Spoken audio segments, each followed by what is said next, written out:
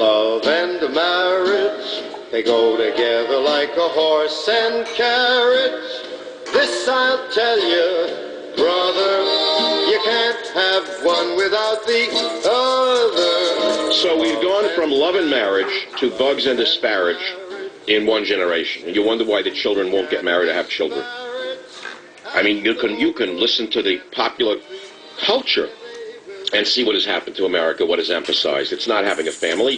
Families used to be glorified in America. I remember in the 50s, there were shows such as, I can't even go into them, who remembers them, but you're talking about a half a century ago. It was a different world. I understand that. The world changes. Nothing stays the same. Delta is the symbol of change, and nothing stays the same. I respect that. I'm not trying to keep the world the way it was.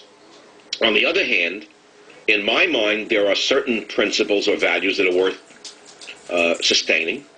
And obviously I am right, because if I were wrong, we wouldn't be facing the dilemma of a nation that is literally, demographically, disappearing in front of your eyes. So if you listen to the illegitimate glorifying their liberalism, liberalism teaches you don't get married. Liberalism teaches you if it feels good, do it. Liberalism teaches you don't have families, don't go to church.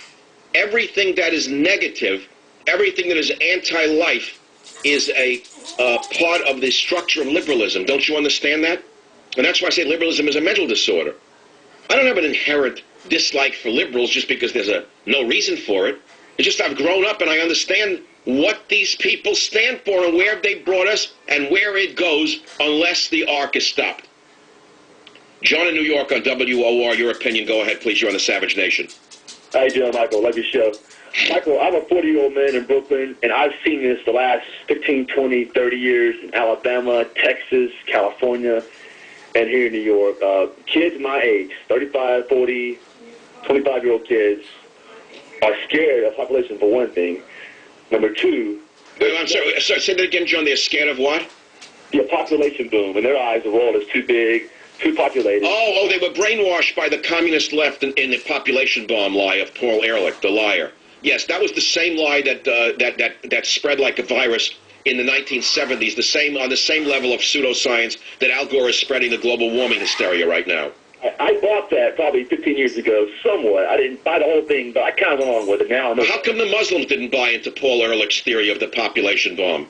Exactly. But, Michael, here's the thing, Michael, and I'm convinced of this. It is not hip, it is not cool to have kids. I've seen this everywhere. I have 40-plus friends that are white, that are my age, that haven't had kids, that don't want kids, and will not have kids. And it's everywhere. It's invisible. But, John, you know what it is with guys? It's mainly narcissism, where they're in love with themselves.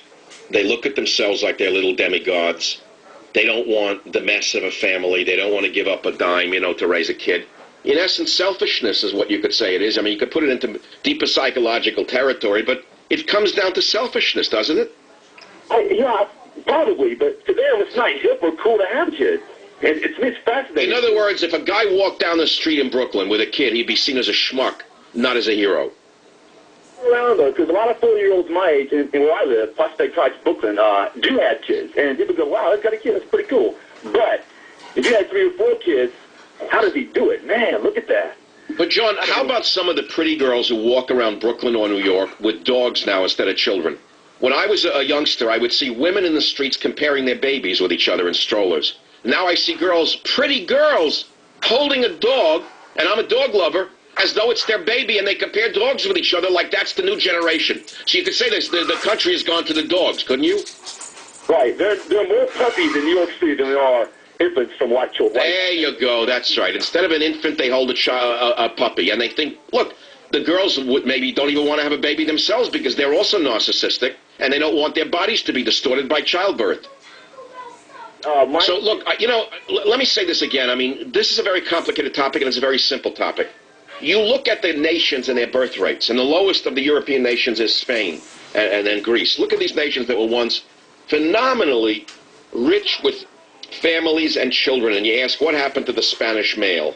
What happened to the Greek male? What happened to the Italian male? What happened to the German male? What happened to the English male? What happened to the American male? Well, there are many answers to the question of why men will not get married, why they won't have children, and one answer is simple. They don't need to get married for sex anymore because the girls have largely become sluts. by and large, the girls have bought into the salacious messages of the feminist and such movements, and they've been brainwashed into saying, well, you're just like a guy. Why should a guy have sex without consequences when you can do it too? You know, if it feels good, do it. It's just like brushing your teeth, etc. I don't have to get more graphic than that. So a lot of girls figure, I'm like a guy, I'll do what I want, go to hell. Now, that's a direct response to the brainwashing of an entire generation in the public schools and from the media. You know that. And as a result, you say, well, what's wrong with that? Well, take a look. You'll see what's wrong with that. The nation is over. That's what's wrong with that. You have any other questions? There's your answer. Take all your genius liberal logic, now apply it to the real world. The real world is it's all over, you schmuck. The country's dying. In 50 years, it won't even be here. Didn't you just listen to the piece I played? So there it is. So what are you going to do about it? You're going to go have children for America? Well, that's an interesting question. There was a time when it was considered patriotic to have large families. There was a time when we had leaders that encouraged families and supported families, but no more. They only encourage immigrants and immigrant families. Notice how they speak so glowingly about the immigrants and their families and family values, and how they spit upon you and your family. Did you notice this? All the so-called church fathers who were so anxious for illegal immigrants to become legalized, how they talk glowingly, how they're all family people. When have you last heard them talk about their original congregants being family people? When have you last heard the church or the synagogue talk about the beauty of family, the sacred nature of motherhood? When have you last heard a word about fatherhood? When have you seen the word fatherhood or motherhood recently? Those are terms that have been expunged from the vernacular by the vermin on the left. And it's all on purpose. Believe me, I've studied these things. You're listening to a genius, Michael Savage. Take it or leave it. Savage.